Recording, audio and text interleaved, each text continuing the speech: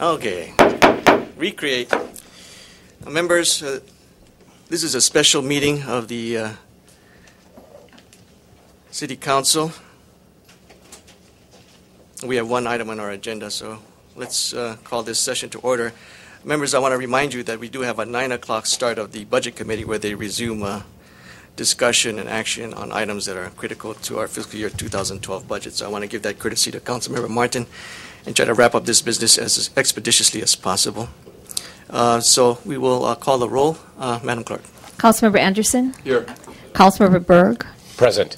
Councilmember Cachola. Councilmember Chang. Here. Councilmember Gabrick Tamayo. Here. Councilmember Harimoto. Here. Councilmember Kobayashi. Here. Councilmember Martin. Here. Councilmember Garcia. Here. Councilmember Cachola. Mr. Chair, we have 8 present and 1 absent. Thank you, members. As I've stated earlier, we have one item on our agenda today. This is just a reminder, a housekeeping measure. Please, for those who are wishing to testify, there is a 1-minute limit on testimonies on the item. Please state your name and whether you support or oppose the item. Written testimony, including the testifier's address, email address, and phone number may be posted in the city's DocuShare, and no one shall read someone else's statement. And please turn off all your cell phones or pagers and put it on silent mode. Members, we now move to the business at hand, resolutions. From the Committee on Safety, Economic Development, and Government Affairs, I call on its chairman, Gabrick Tamayo. Mr. Chairman, I move that CR-81 and Resolution 11-91 CD1 be adopted. A second from the Vice Chair. I second the motion. It's been moved and seconded. Chair Gabrick Tamayo, the explanation, please. This resolution urges the Hawaii State Legislature to provide the City and County of Honolulu all proceeds of the county surcharge on state excise tax not needed to administer the surcharge. Thank you, Madam Chair. And I'll turn to the author of the legislation, Councilmember Berg, for the explanation further. Thank you so much, Chair and colleagues. Appreciate this. This is a special meeting, and I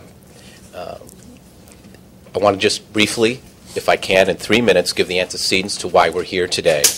I remember Chair Garcia back in 2006 advocating for the 10% surcharge that's being retained as an administrative fee on the rail surcharge, the GET of 0.5%, asking the state legislature to reevaluate.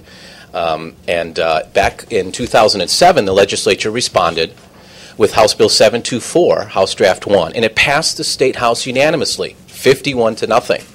The Senate, however, at that time chose not to hear the measure. Since then, that's the farthest this endeavor has gone at the state legislature. So I think that the diplomacy and the cat and mouse game, it's time to end that and time to take direct action, and that's why this resolution has been advanced. Very briefly, I have on the cover page, everyone has a packet that I provided to go through a little bit more of detail the action that we can take today. If you look at the bottom here, the impact fee legislation passed by the state of Hawaii had whereby the city and county of Honolulu processed the impact fee to be collected on all new home sales in the EVA plane. Those new home sales on the EVA plane, they took roughly $1,500 to $1,800 off of each unit. Very complex because it had to do with the size of the unit. Went into 6 roadway projects on the EVA plane. So when the city collected the tax, deposited into the state coffers, the state was responsible, the DOT, to then administer for both city and state roads that impact fee, so to speak, that piggy bank.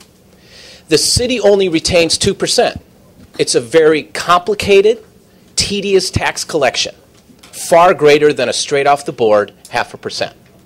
So if the city and county in Honolulu, by acting in good faith, said we only need 2%, that's what they did exercise. The city and county of Honolulu did not say, I'm going to profiteer off of impact fees. I'm going to now collect 10% instead of 2%. So that's exactly what the state is doing. So that's what the cover page says. If we move on, we're looking at the resolution 11-91 CD1 that passed the committee unanimously. And if we go a little further, we're looking at Senate Bill 1426, Senate Draft 2. This is the vehicle of which is still alive. For those members that have not been at the state legislature, this was the bill that we had taken a position on that said it's a bad bill. This bill was to take $200 million from our city rail fund from the coffers thus far. This measure is not moving. However, they can, at the state legislature, they have today and tomorrow, that's it, By floor session, end of tomorrow, they need to exercise what's called pull out of the committee for a floor vote. They need 17 votes at the State House to do what I'm asking in this resolution. And that is by pulling Senate Bill 1426, Senate Draft 2, to the full floor.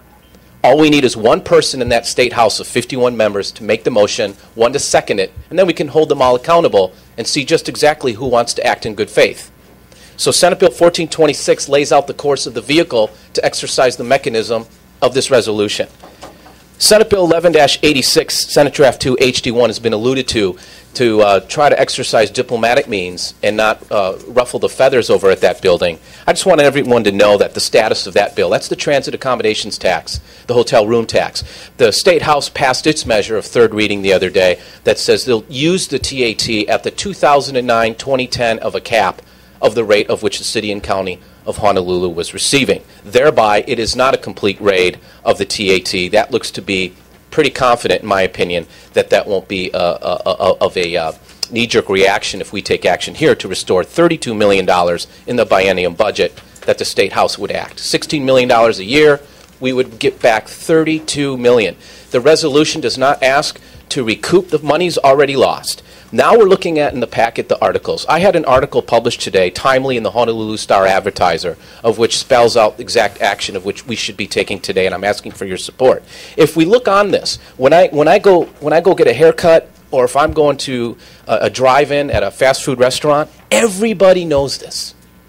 There's been so many. This is just a handful of a detail of the coverage in the media on this. Everyone in the state of Hawaii knows that the state legislature is acting in bad faith. They know the state legislature does not need 10% of this rail surcharge. Everyone knows this under the sun.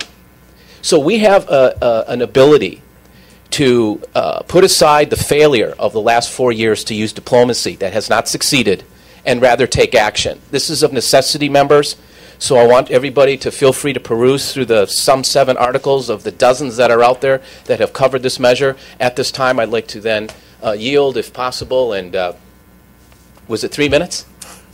A little bit over, but Thank you, I'd Chair. like to give allowances to the authors. Thank you, Councilmember Berg. Members, again, additional housekeeping measure. I want to note for the file, and it's on record with the clerk, my disclosure of interest statement, in which the clerk does have a copy. This is Council Communication number 87. As you know, I work for the chamber. Okay. Before I call on further discussion, obviously, I want to know if anyone there in the audience is wishing to testify. We don't have any registered speakers, so I'll open the podium to anyone who wishes to testify. Please state your name for the record, sir. Good morning, Managing Director Doug Chin. Thank you for the opportunity to testify. We wanted to thank Councilman Berg for introducing this resolution and just to report a few thoughts just for the council's input. And we enjoyed reading the article that was published in the Star-Advertiser this morning. Essentially, it's this: we, meaning the mayor, myself, Budget and Fiscal Director Mike Hansen, as well as our legislative liaison and even the legislative liaison that's with RTD, has been over to speak to the legislature on several legislators on the House side and the Senate side, primarily to discuss our concerns over what the state was planning to do with 3 different vehicles that they had. One was the TAT, another one was using the GO bonds for cash from the GET surcharge, as well as the Public Service Company tax. And on several of those discussions, the subject of the administrative fee has come up, either because someone on the city's side has initiated it, or somebody in the state even brought it up. And essentially, it's what we wanted to report is this: is that at each of those times we've been consistently reminded that this might not be the best time to ask for something like that. That in other words, the state, by my last count, is going through a budget crisis where they're facing hundreds of millions of dollars where they're in the hole. And in fact, that's not just a secret to people who would speak to the legislators. I think it's well documented in the press that's the case. So we're certainly not questioning the substance of what's in the resolution. We understand why it's being brought, but we'd also point out that this certainly isn't the first time that the city has pointed out that money's going to the state rightfully should have belonged to the city. I know as a prosecutor, we would look at parking tickets and traffic infractions and speeding tickets and all the different things that the police do that just go into the judiciary and not into city coffers.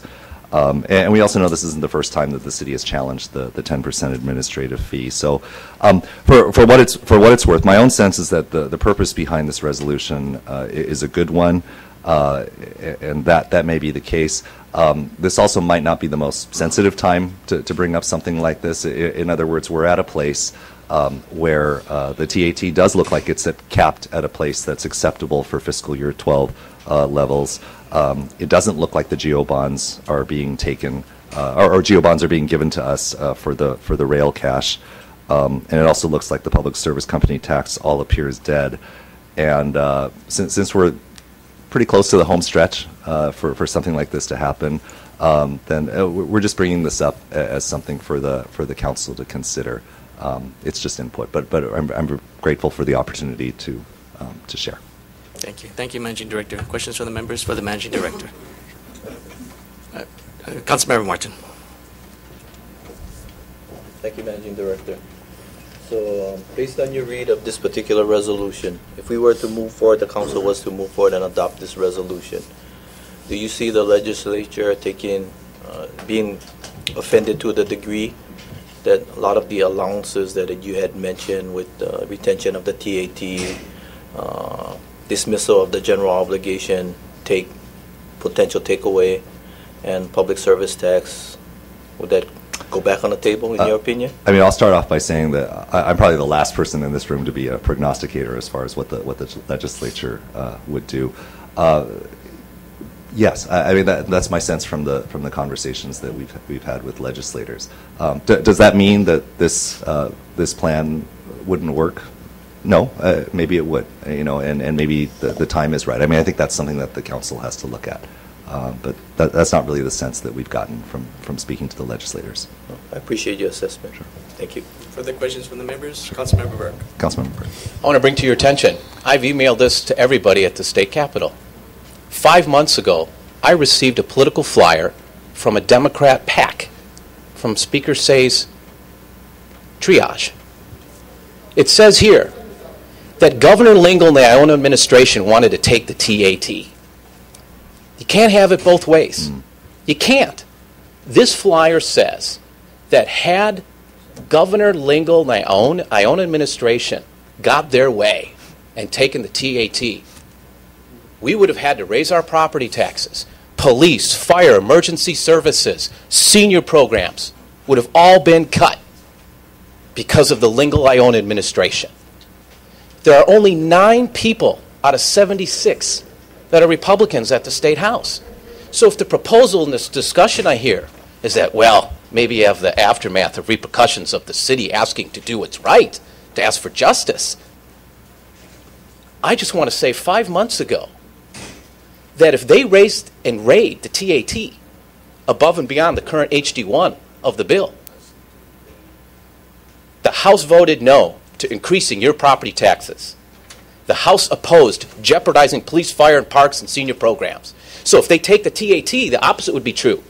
The state legislature, the Democrat-controlled legislature, raised your property taxes. The Democrat-controlled legislature increased your parking fees. Is there a question in this speech? Question. Have you seen this flyer? I have not seen the flyer.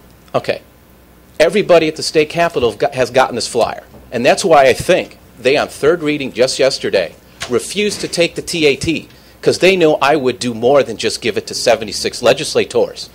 So I want, and there should be copies of this on everyone's desk here, that if that's going to be the cop-out to not pass this resolution, because everybody thinks that the TAT is going to be touched of greater than what it is, I just gave you the ace in the hole. Thank you. Thank you. Further questions for the Managing Director? Councilmember Cochola, please, a question. I was about to make a 10-minute speech before I asked the question. But,